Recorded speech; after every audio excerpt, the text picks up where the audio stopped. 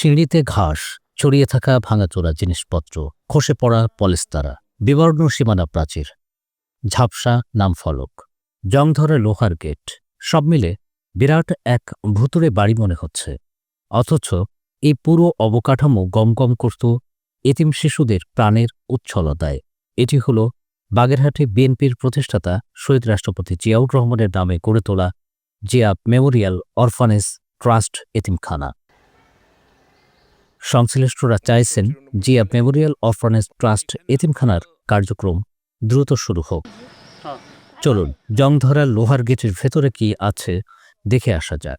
গেটের পাশেই জরাজীর্ণ একতলা ভবন। আরেকটু এগোলে চোখে পড়ে কয়েকটি ভাঙাচোরা দেয়াল, শ্যাওলা পড়া পুরনো ভবন। এগুলোর পেছনে রয়েছে প্রশস্ত ঘাটওয়ালা পুকুর। সব মিলে বিশাল এক অবকাঠামো। অথচ এখানেই ছিল এতিম শিশুদের বিনামূল্যে থাকা, খাওয়া, পড়াশোনা ও প্রশিক্ষণ গ্রহণের ব্যবস্থা। আওয়ামী সরকারের রোষানলে পড়ে এতিমদের জীবন গড়ার স্বপ্নের প্রতিষ্ঠানটির কার্যক্রম বন্ধ হয়ে যায়।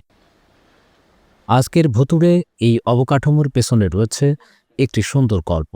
১৯৯৪ সালের কথা। তৎকালীন পররাষ্ট্রমন্ত্রী এস.এম. মোস্তাফিজুর রহমান বাগেরহাট সদর উপজেলার বেমুরতা ইউনিয়নের ফতেপুর গ্রামে ৩.৯০ একর জমিতে জিয়া মেমোরিয়াল অরফানেজ ট্রাস্ট নামে এই এতিমখানার ভিত্তি গড়ে তোলেন। উদ্দেশ্য ছিল ১০ থেকে ১৮ বছর বয়সী এতিম দুস্থদের লালন পালন ও স্বাবলম্বী করা এবং দরিদ্র মানুষদের প্রশিক্ষণ দিয়ে কর্মসংস্থানের ব্যবস্থা করা।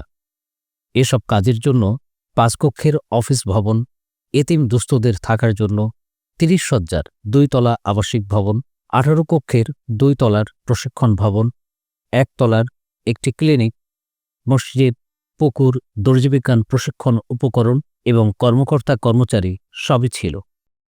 শিয়া বাটারের গুডনেস স্কিন রিপেয়ার করে রাখে সফট ও গ্লোয়িং। সেই প্রাণবন্ত চিত্র পাল্টে যায় আওয়ামী লীগ সরকার ক্ষমতায় আসার পর। প্রায় অর্ধযুগ পুরোপুরি বন্ধ রয়েছে প্রতিষ্ঠানটি। বর্তমানে মসজিদে নামাজ আদায় ছাড়া আর কোনো কার্যক্রম দেখা যায় না। এতিম ও হতদরিদ্র শিশুদের পড়াশোনার সুব্যবস্থার জন্য দান করা জমির উপর গড়ে তোলা হয়েছিল প্রতিষ্ঠানটি। জমিদাতা ও এলাকাবাসী চাইছেন প্রতিষ্ঠানটি আবার শিশুদের কোলাহলে ভরে উঠুক। এখন দামি পুনরায় আবার যদি এটাকে সেইভাবে সচল করে যদি আবার চালু করা হয় তাহলে আমরা মোটামুটি খুশি হব। এখানে ইলেকট্রিশিয়ান ছিল, দর্জি ছিল, সেখানে বিদ্যালয় ছাত্রপাত্র পড়াতো, মেলা জিত ফেলা এনে পড়তো, ছোটো ছোটো বাচ্চারা পড়তো, প্রিন্সিপাল একজন ছিল, সে পড়াশুনো করাতো, বাড়ি বাড়িতে ছাত্রছাত্রী কালেকশন করে আনতো।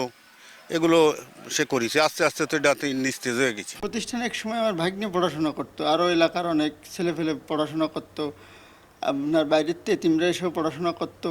আমরা চাই এই এলাকায় আজকে 15-16 বছর ধরে এই জায়গায় এখনও পড়াশোনা হচ্ছে না, তাই আমরা চাই আবারও এই প্রতিষ্ঠান চালু হোক। প্রতিষ্ঠানটা একেবারে চলে না বললেই চলে। এখানে 50 জন এতিম ছাত্র লেখাপড়া করত, এখন ছাত্র নেই, শুধু মসজিদটা একটু মোটামুটি চলে। দীর্ঘ 16 বছরে একেবারে রাজনৈতিক প্রতিহিংসা করে এই প্রতিষ্ঠান শেষের পথে চলে গেছে। এই প্রতিষ্ঠান যদি ভালো করে যদি চলতো, শিক্ষা নাই, ছাত্র নাই, আজ এই প্রতিষ্ঠানটা ছিন্ন বিচ্ছিন্ন হয়ে গেছে। এটাকে পুনরুদ্ধার করে আবার চালু করা হয়, স্থানীয় লোকজন যদি এর একটা সুফল পায়, এটি আমাদের আশা। তা নাহলে যদি সেটা না করে তো স্থানীয় লোকজন জমি ফেরত দিয়ে দিলে তারা ওই জমিটা একটা ভোগ করে অন্য কিছু করতে পারবে। তা আমি আশা রাখবো সরকারের কাছে যাতে এটি পুনর্জীবিত হয়। জিয়াউর রহমানের নামে হওয়ায় আওয়ামী লীগের লোকজন প্রতিষ্ঠানটির ক্ষতি করেছে বলে অভিযোগ করেছেন বাগেরহাট বিএনপির এই নেতা। জিয়া চ্যারিটেবল ট্রাস্ট দুর্নীতির অভিযোগে যে মামলা হয়েছিল, বেগম খালেদা জিয়া ও তারেক রহমানের মতো এই নেতাও সেই মামলার আসামি ছিলেন। এখানে এমপ্লয়াররা যেতে যেতে ইন্সট্রাক্টররা চলে গেছে, কারণ তাদের বেতন নাই। এর উপরে একটা মসজিদ আছে, সেখানে ইমাম ছিল, তারও বেতন নাই, সেও চলে গেছেন। এখন শুধুমাত্র 2 জন গার্ড আছে। একজন সিকিউরিটি অফিসার ছিল, তাকে অনেক আগে বিদায় করা হয়েছে। একজন প্রিন্সিপাল ছিলেন, তিনি বলেন যে আমি পদত্যাগ করেছি, কিন্তু তার পদত্যাগ গ্রহণ করার মতো কেউ নাই। এলাকার লোক যেহেতু স্বতঃস্ফূর্তভাবে জমি দান করেছে এই এটা চালু রাখার জন্য, সে কারণে এলাকার লোকের এখনও দাবি, তাদের জমির কোনো দাবি নেই। এলাকার দাবি যে যেভাবে প্রতিষ্ঠানটা শুরু হয়েছিল সেভাবে প্রতিষ্ঠানটা চালু থাক, এবং আমার জানা মতে আমি যতটুকু বুঝি এটা শুধুমাত্র সমাজসেবা অধিদপ্তরই এটা চালু করতে পারেন। এটা যদি আমি আপনাদের মাধ্যমে সমাজসেবা অধিদপ্তর তথা সরকারের কাছে সরকারের দৃষ্টি আকর্ষণ করছি, ওরা যদি আন্তরিক হন তাহলে আবারও হয়তো কিছু এতিম এখান থেকে কর্মসংস্থান নিয়ে বের হয়ে যাবে, তাদের জীবনটা ভালোভাবে চলবে, তাদের কর্ম করে খেতে পারবে। প্রতিষ্ঠার পর থেকে এই প্রতিষ্ঠানে 262 জন এতিম ও দুস্থ পড়াশোনা করেছেন। তবে এই প্রতিষ্ঠানটির বিষয়ে বাগেরহাটের সমাজসেবা অধিদপ্তরের কার্যালয়ে আজ আর কোনো তথ্য নেই, অথচ তারাই পারে প্রতিষ্ঠানটি আবার চালু করার উদ্যোগ নিতে। 72 ঘন্টা ময়েশ্চার লক সমৃদ্ধ লিলি বডি ওয়াশ শিয়া বাটারের গুডনেস স্কিন রিপেয়ার করে রাখে সফট ও গ্লোয়িং।